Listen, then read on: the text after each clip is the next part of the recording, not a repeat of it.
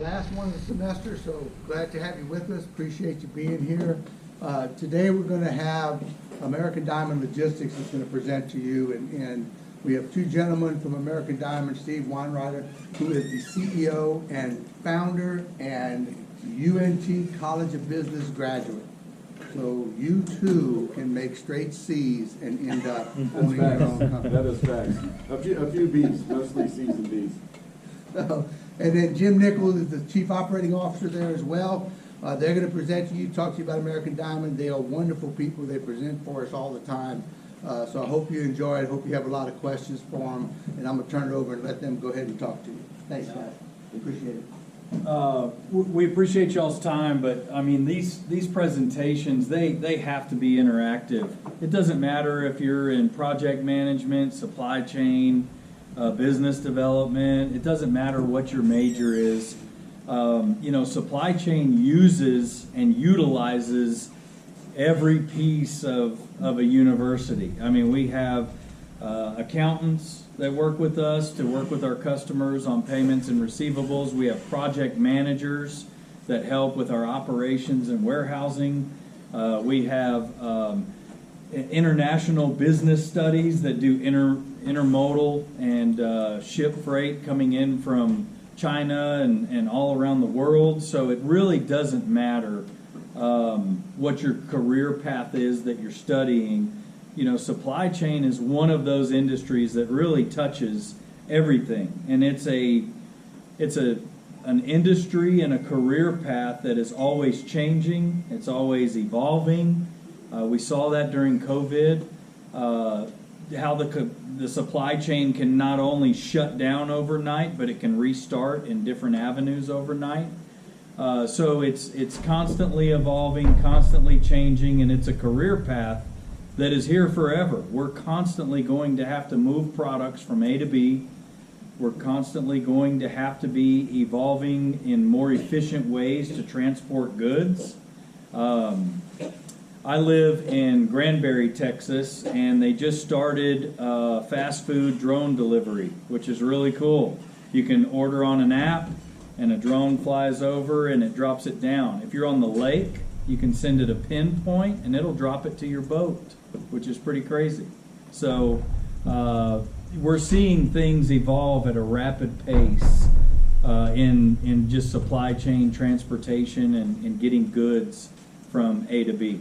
So we're going to we're going to talk about a lot of things, but basically American Diamond Logistics is a 3PL transportation and warehousing company. So we work with our customers on their supply chain needs. We warehouse their products. We ship their goods. We help them fix all of the things in their supply chain that they need. Whether it's transportation, whether it's intermodal rail, whether it's international business, we do all of that stuff. We can send out one pallet on a Sprinter van, like an Amazon type Sprinter van, or we can send out full 53-foot truckloads all over the country. So we're going to talk about several things. We're going to talk about distribution center growth in Texas. If any of you are studying supply chain and project management, you'll see that Texas is becoming the largest distribution hub in the United States. We're going to talk about the services that we provide. We're going to talk about some of the customers out there that not only we work with, but other 3PLs work with. We're going to talk about our growth strategy. We're going to talk a lot about supply chain challenges right now in the United States and around the world. If you've even turned on a TV in the last several weeks, what is one of the big things you've heard about? Tariffs. So we're going to talk a little bit about that. We're going to talk about technology and software, and then we'll have time at the end for questions. So the first thing I want to do to kick this off is, when you hear a company say we're a 3PL, what's the first thing that comes to your mind? This has got to be interactive, or this is going to be a very boring presentation. So when you think about a 3PL or a transportation company, what's the first thing you think of? Warehousing. Okay, great. 3PLs, a lot of 3PLs have warehousing and transportation. Does everybody know what 3PL stands for, by the way? That may help spur some thoughts. Third-party logistics provider. Okay, so we don't have any equipment of our own. We have customers that need to ship their product from point A to point B, and they come to us, and then we contract it out to the asset providers, right? So we're basically a middleman. Yeah. Any other thoughts when you hear the term 3PL or third-party logistics or broker? I generally think of the transportation of it. Yeah. My mind usually goes to semi-trucks. Yep. So a large part of our business is the transportation piece with our customers, and most of that is on big 53-foot dry van or flatbed or refrigerated freight. So good. Okay. Great. So Dallas-Fort Worth. Let's talk about DFW. If you're studying international business, project management, supply chain, DFW. So Texas. In general, is the largest in new distribution center growth in the U.S. for 2025. This was the first year that Texas has passed, Atlanta's been big, Chicago, California. So Texas is now, for 2025, the largest in new distribution center growth. So DFW is projected to be the #1 industrial market in the U.S. for 2025. So this is an astounding number. When you think of square footage, 50 million square feet of warehousing space has been built in DFW this year already. 50 million square feet. So when you see these giant buildings, how many of you drive up and down I-35 between here and Fort Worth? Okay. Have y'all seen our building? Yes. Good. Yeah, it's right by Buc-ee's. But if you look behind us all the way to where the sun sets, it's all new distribution centers. They're building new buildings every week. And so what we're seeing is that's not stopping. What are some of the reasons that companies are coming to Texas? Benefits. Tax benefits. What else do we have a lot of? Yeah. Air. Yeah, space. Yeah. We got a ton of space. There's a lot of land. So when we think about transporting goods, why is Texas a good location in the U.S.? It has the port. The Port of Houston. We're going to talk about that in a minute, how much the Port of Houston is growing. What else? Can we get to East Coast and West Coast in about the same time? Yeah, so Texas is very centrally located. You can get to anywhere in the country in 2 days with the team service. So that's another big point. If you're bringing stuff into LA, you can get anywhere in a couple days. So that's a big difference from 7 days to 2 days. All right, let's talk about in the past 5 years, over 150 million square feet of warehousing projects have been built in DFW.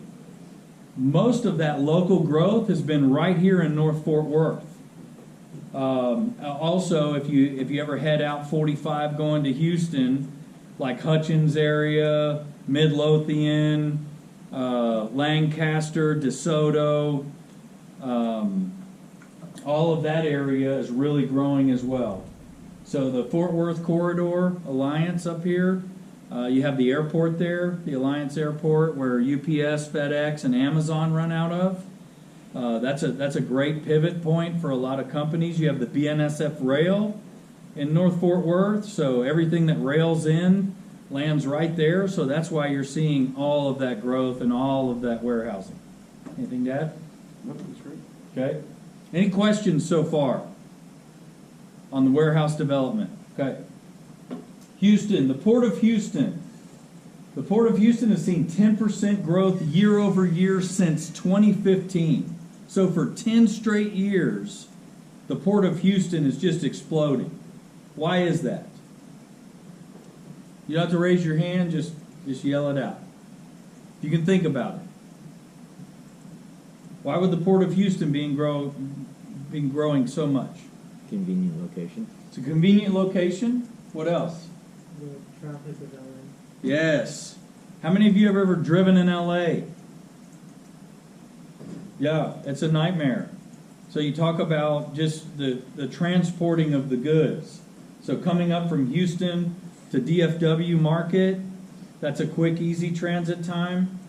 The traffic isn't nearly as bad. The port congestion isn't nearly as bad as LA. So that's why it's growing. It also reduces their cost from trying to transport from LA to other parts of the country. If you come into Houston, you can service the whole southeast part of the United States at a much lower rate on your transportation charges. So, the Port of Houston leads the nation in exports of general plastic resin, which is used in what? What is a lot of plastic resin used for that pertains to Houston? What is manufactured a lot in Houston? A lot of oil and gas. So a lot of the components, a lot of the parts, a lot of the things that fuel that industry is plastic resin. So it's just massive, the amount of tonnage that comes in there. So the Port of Houston has provided over 1.2 million jobs for the state of Texas. And that continues to grow. The economic activity totals $265 billion in revenue every year. So it's such a massive business coming in. It is the number one in total foreign and domestic waterborne tonnage. So everything that's measured coming in on these big ships is volume by tonnage. So the Port of Houston is number one.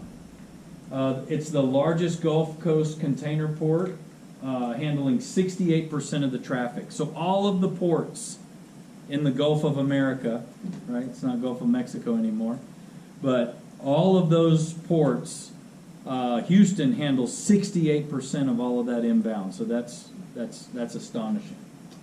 And it's the 5th largest ranked U.S. container port in the nation.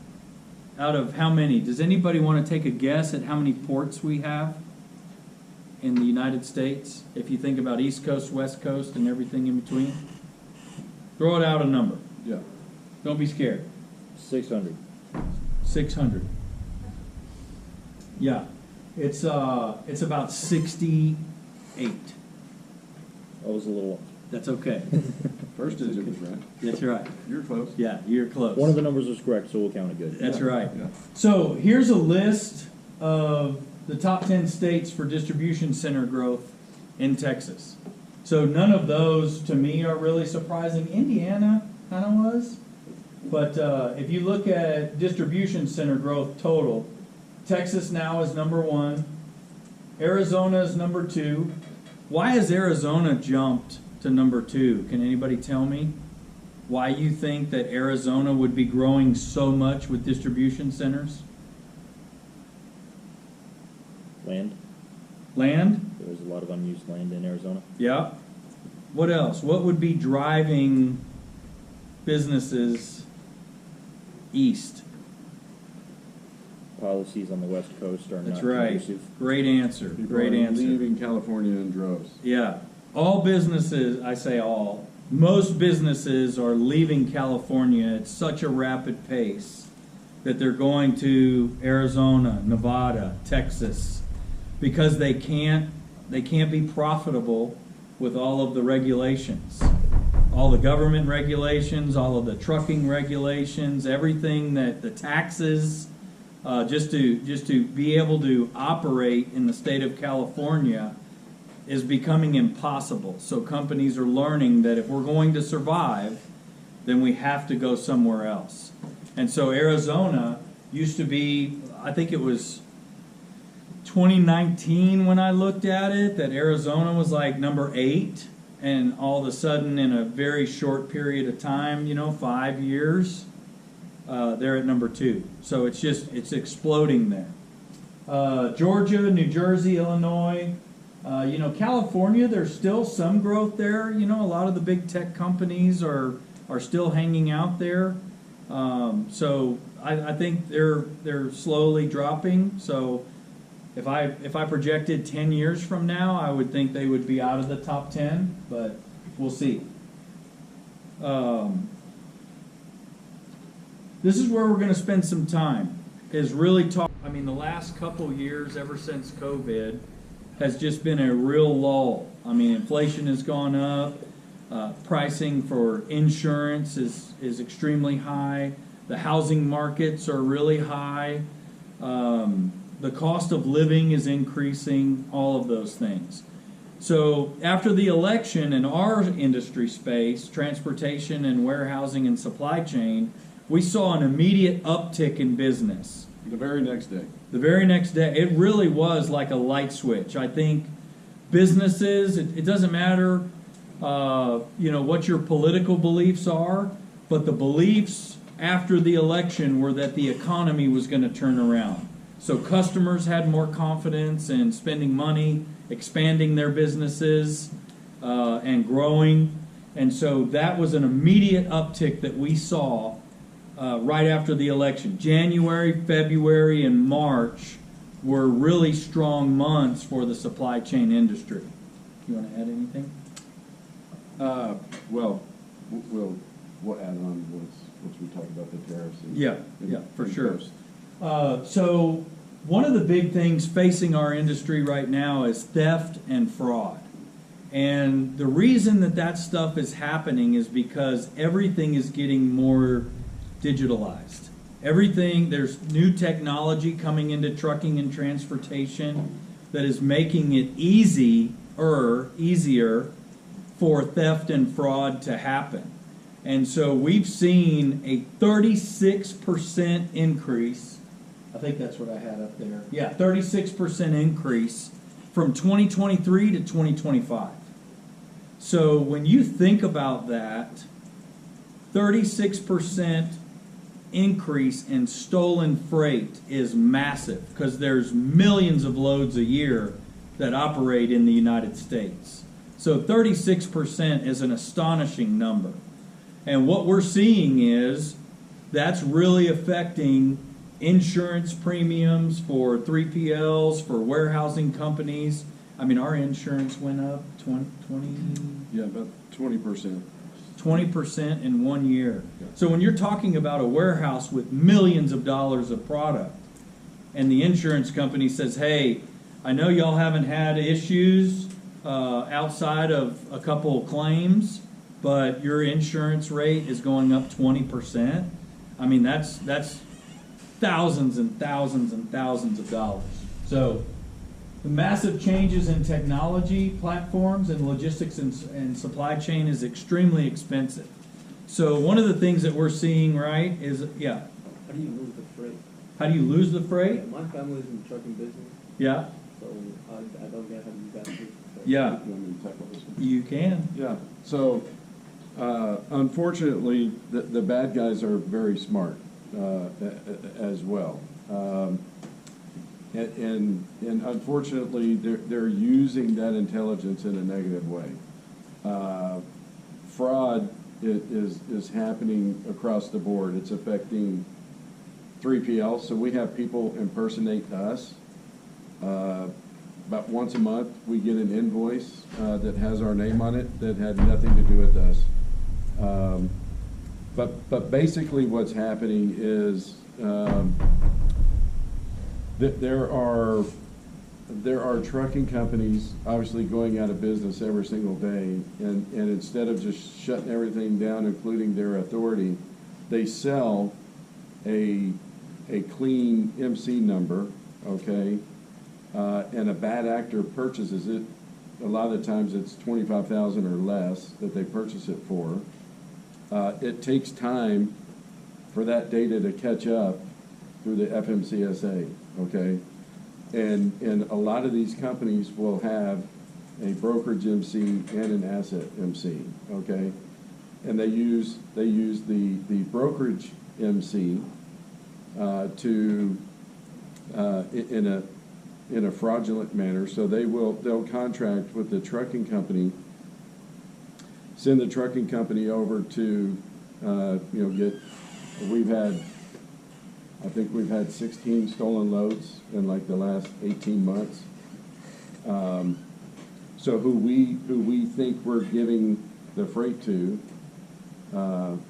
is a bad actor, but the data that we use to vet them out hasn't caught up, and so they have no intention of delivering the freight. They take it to an offsite warehouse, and by the time we pick up on it, it's too late. We had $150,000 of appliances, I think in November, that we found about 10 hours late. It had already left the warehouse in Los Angeles. In trying to put all the breadcrumbs together to figure out where the freight went, and we have GPS tracking through the driver's cell phone, but they turn it off and you have no idea where they're at. So, you know, we're ahead of the game from a tracking perspective, from an awareness. I think we're way ahead of the game from an industry perspective, and it still is an issue. But the fraudulent authority is typically where it happens, because a shipper, I'll give you another example. We think that we are tendering a load to MC number 12345, right? They use, and we book it with the trucking company, okay? But that trucking, and it's a bad actor, that trucking company then uses their brokerage MC to actually book it with somebody else who's none the wiser. They're a legitimate actor. They're fine. Double broker. It's like a double brokerage situation that we're unaware of. And the trucking company that actually picks it up, what we have seen is that there's a change in a confirmation sheet, basically a contract for that particular load. The addresses are changed, and the driver either doesn't recognize that the bill of lading doesn't match the confirmation sheet, or they don't really care, and they take it to an address that's illegitimate, right? And that's like the warehouse in LA. By the time that we find out about it, which is typically, you know, on the delivery date at best, right? Because we're not aware that there's any issue. By the time we figure that out, and we get the customer involved to start looking through cameras, which hopefully they have cameras in the appropriate places so that you can see who actually picked it up. So if we think we're booking it with MC number 1234, right, Joe's Trucking, well, the guy who actually picked it up is Steve's Trucking, but we're not there, right? And they take it to the offsite warehouse, and it gets unloaded and sent out wherever, right? By the time that we figure it out, it's already gone. So we've implemented, I'll talk through it on the technology side, but there are ways that we have implemented to really avoid it. Nothing is foolproof, because the bad guys continue to get smarter. But we've done a good job in adding some processes to avoid it, but it's still very prevalent. Yeah. Insurance coverage for trucking companies is just outrageous. The last couple of years, we've really seen it skyrocket. A lot of that has to do with theft and fraud. A lot of it has to do with just the expense of trucks now. You know, if you look at 2010 to 2012, you know, there's a Peterbilt dealership right here in Denton that builds trucks. You could get an over-the-road semi-truck for about $75,000 to $90,000. Right now, they're about $160,000. which is almost a mortgage payment for some folks. So when you think about the insurance to cover an asset that's that expensive, that they have to be able to drive and make money with, the insurance cost is putting a lot of owner-operators or small companies out of business because they can't afford the insurance premiums to continue to rise up 20% every year. So that's starting to catch up. There's a new alcohol and drug screening law that came out in January for the transportation industry. How many of you have ever had a speeding ticket or a ticket of any kind? Okay, half. All right, if you get a speeding ticket in Texas and you get pulled over in Oklahoma, do you get arrested for that speeding ticket in Texas? No, typically not, because the state to state doesn't really talk to one another. If you have an outstanding warrant in Texas, most of the time you're not going to get picked up in another state if you get pulled over because it's not in their database. So the same was for the trucking industry on drug and alcohol violations. If a truck driver was on vacation in Florida and got a DUI in his personal vehicle, if he came back to Texas to run his truck and he ran loads in intrastate Texas only, that wouldn't show up on his record. Well, the FMCSA, which is the Federal Motor Carrier Association, linked everything together nationally. So now all of those hits, anything they do throughout the country is in this database. So it's pulling tons of drivers out of the market and canceling their CDLs, which is their way of making money. So that's been a huge change for a new policy. And I'm not saying that's a bad thing. If there's somebody drinking and driving, I don't want them behind an 80,000-pound missile going down the road. So I agree with that regulation to some extent. The cost of warehousing, just the buildings, the property taxes, and the insurance coverage for warehousing anywhere in the U.S. right now is just astronomically higher than it was 5 years ago. And we're seeing that. Our company is seeing that with our rent that goes up, our property management fees, our insurance coverage, our property taxes, all of that stuff just continues to elevate at rates that are, astronomical. Who wants to take a guess at, we have about 155, 156,000 square feet over in our building in North Fort Worth. Who wants to guess what our base rent is every month on 155,000 square feet? 15. 15,000? Anybody else want to guess? It's just a guess. 20. What's that? 20. 20? Anybody else? 55? Keep going. Y'all are going in the right direction, but 95? It's about 150, right? So 150,000 a month, just to be able to walk in the door. That doesn't include Forklifts, yeah, employees, electrical, water, property maintenance, as far as groundskeeping, any of that.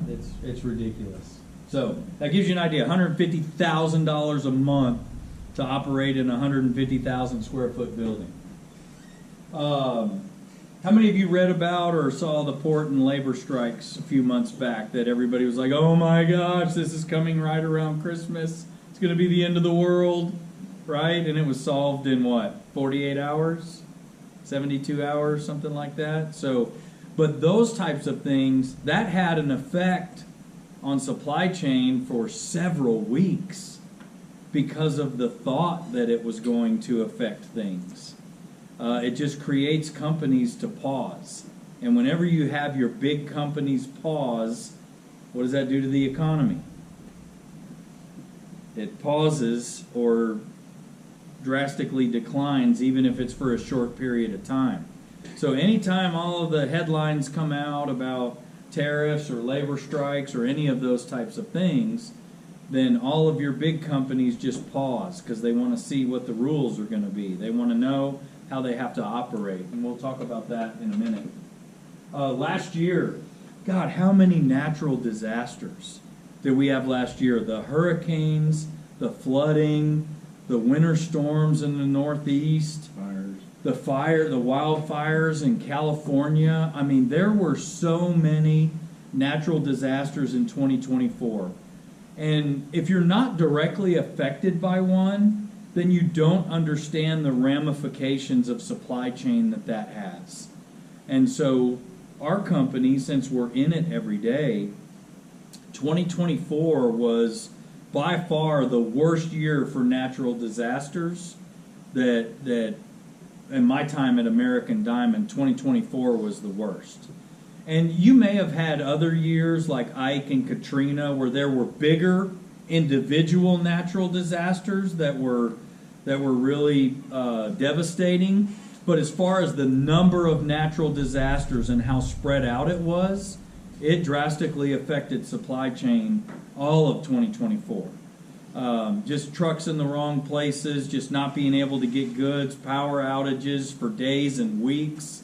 I mean, it drastically affected the supply chain.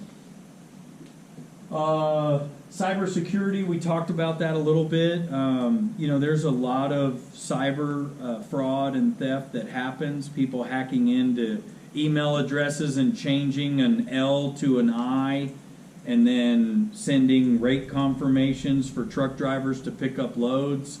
If you change an email address by just one digit, somebody can get the information on a pickup location and steal a load.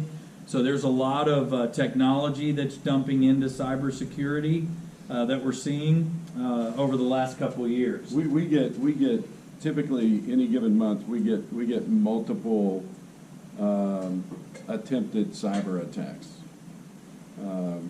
Most of the time through email, where they want you to click a link, or they want you to go buy gift cards from Walmart and send it to them. All kinds of stuff. Yeah. Yeah. So the tariffs and taxes for goods coming into the U.S. and all of that stuff that we're going through right now is uncertain. So what does uncertainty create? We talked about it. It's a pause. All of our big customers, and we deal with, and I'll show you some, but like Ulta Beauty products, right? Anderson Windows, Body Armor sports drinks, Olipop soda. Some of our big customers, when the talks of the tariff started, they all said, we're just going to pause in it and kind of see how this plays out. So when you have those big customers pause, and you have people saying, we're going to give it a few weeks and see how this plays out, it really affects the supply chain around the world. China just canceled 1,200 ships of pork and soybeans or something like that, I read. So, I mean, you think about 1,200 ships, containers and ships that they're canceling on orders that they get from the U.S. because of the tariff talks. That's going to send a ripple effect shockwave that's going to mess some things up for the next 90 days. You want to touch on some of the tariff stuff? Sure. So let me start with a question. In a general sense, when you hear about the tariffs, what is it? What is your general first thought or your perception about what's going on?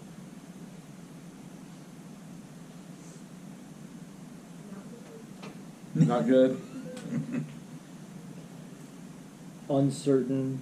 If it pays off, it'll pay off big, but there's also some potential drawback to it.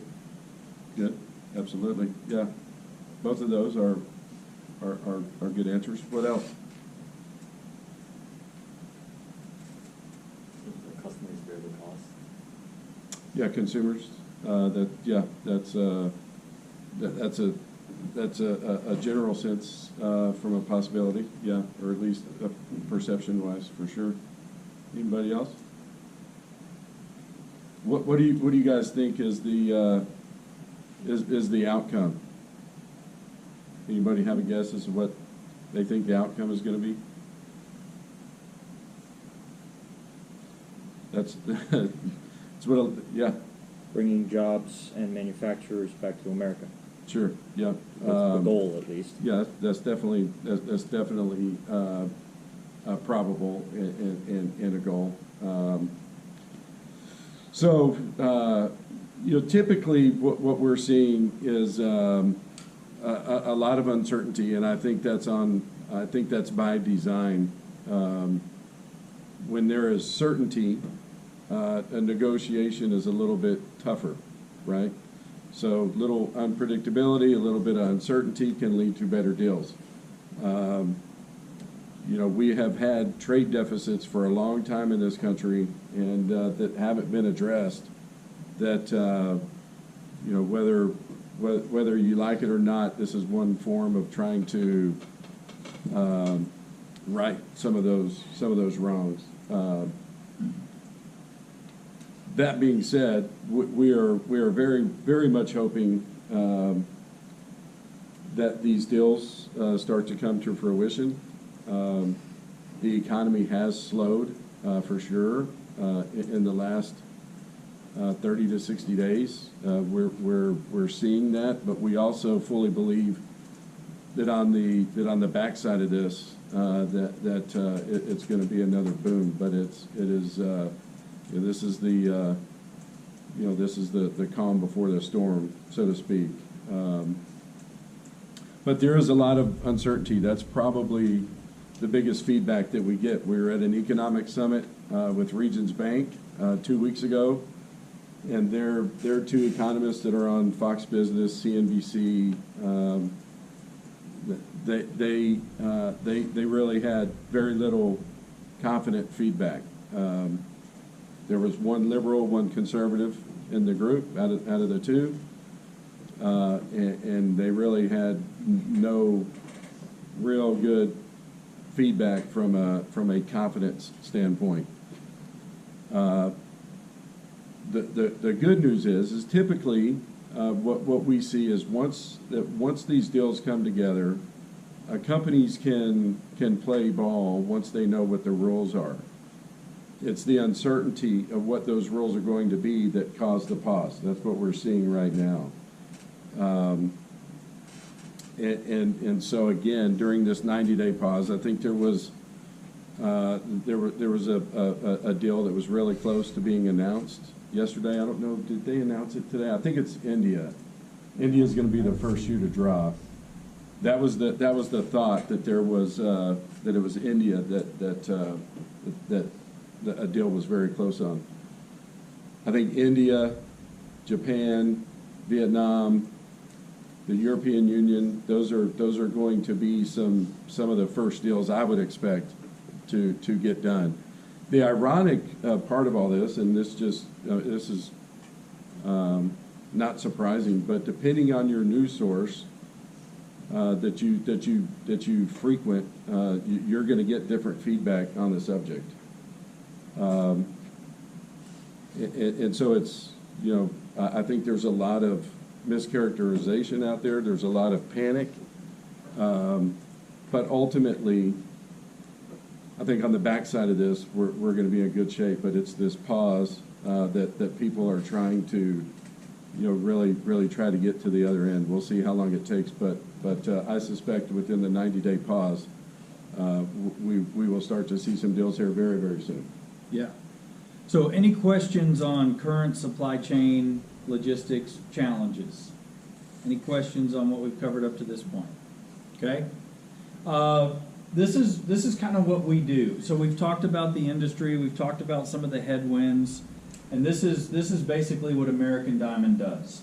So we do dry van, flatbed, refrigerated, heavy haul. If you see those big bridge beams, things like that going down the road, we do that stuff. We do yard shuttle services, trailer leasing, air freight. We do it all. We are a one-stop shop, third-party logistics provider for our customers. These are some of our values. We value customer service, continual growth, partnerships with our customers and our vendors. which is our trucking companies, our warehousing customers, all of that. We try to be a technology leader. We developed our own technology. Steve had an idea on the tracking software that we developed. Owning our own technology does a lot of good things for us. It allows us to pivot and make adjustments on reporting that our customers want, things like that. Our TMS, which is our point of sale or transportation management system where we book all of our freight, that was also developed in-house. So we're constantly trying to evolve that. We've launched some customer portals and stuff. We've got 10 minutes, so if you want to talk about that for a second. Yeah, real fast. This industry is really unique. Who has an interest in supply chain as a career moving forward? A handful. What are some of the perceptions that you have of it? Good, bad, or indifferent? Constantly changing. Constantly changing. I've been in this. I graduated from UNT in 2001, right before 9/11, probably well before you guys, a lot of you guys were even born. So I've been in it really since then, and I've never had the same day twice. So it definitely changes. That's for sure. Anything else? Other perceptions? Always necessary. Absolutely. Yeah, we make this country go round. That's for sure. It's not going anywhere. And you know the funny thing is, in a general sense, Jim came over in 2014, and at that point we had to really make a decision on whether we wanted to be mainstream, like everybody else, which is a model basically built on relationships. Okay, if Jim was a potential customer, I tried to see him at the right time, at the right day, and hopefully the DNA matches. We get along, and he gives me an opportunity, and then I back it up, and I got to do that over and over again. That's the way mainstream logistics works, and you can be successful that way. But I kind of equate it to a salmon swimming upriver. There's a lot of bogeys in the water. And it's very draining, but that's how most people operate their businesses today, which again is no different than what it was when I got into it. So we had that decision. We could go that direction, or we could try to be different. And what we decided upon was more of a SaaS model. Does everybody know what SaaS stands for? Services or software as a service.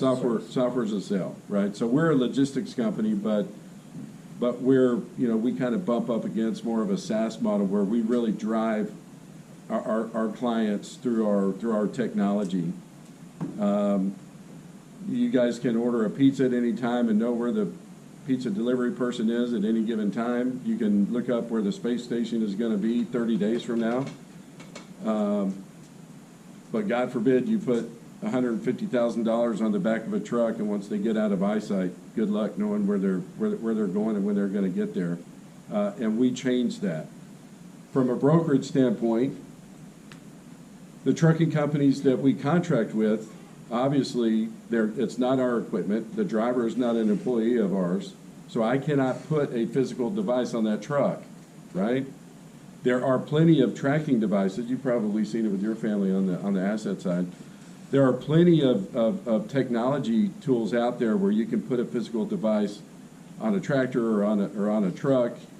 The problem is that data is the GPS is usually only pinged once every 4 hours at best, and many of them it's only pinged once a day.